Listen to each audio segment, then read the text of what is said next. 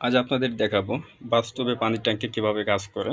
তো সেটা দেখানোর আগে আজকে শুধুমাত্র পানির সেন্সর দেখাবো যে আপনার বাসাবাড়িতে যে পানির ট্যাঙ্ক আছে সেখানে আমরা যে সেন্সরগুলো ব্যবহার করি সেই সেন্সর কিভাবে কাজ করে শুধু সেন্সরের কাজ দেখাবো। পরবর্তী ভিডিওতে আপনাদের মাঝে আমরা সম্পূর্ণভাবে এই যে এখানে একটা মোটর আছে, মোটর দিয়ে পাইপ দিয়ে আমরা একটা পানির ট্যাঙ্কি তৈরি করে আপনাদেরকে দেখাবো।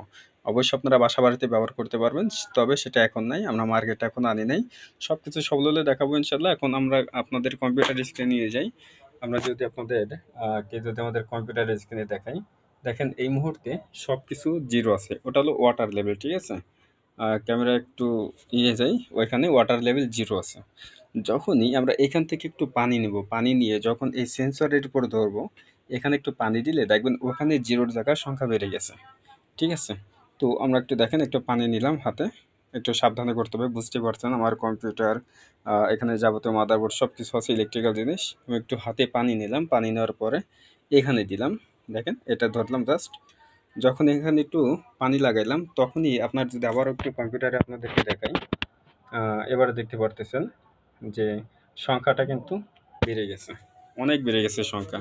যখনই পানি দিলাম তখনই সংখ্যাটা বেড়ে গেল। তো এইভাবেই সেন্সরের মাধ্যমে আমরা কাজগুলো করি। এর পরবর্তী ভিডিওতে ইনশাল্লাহ দেখানোর চেষ্টা করব কীভাবে একটা মোটরের মাধ্যমে আমরা পানিগুলো এভাবে কাজ করতে পারি।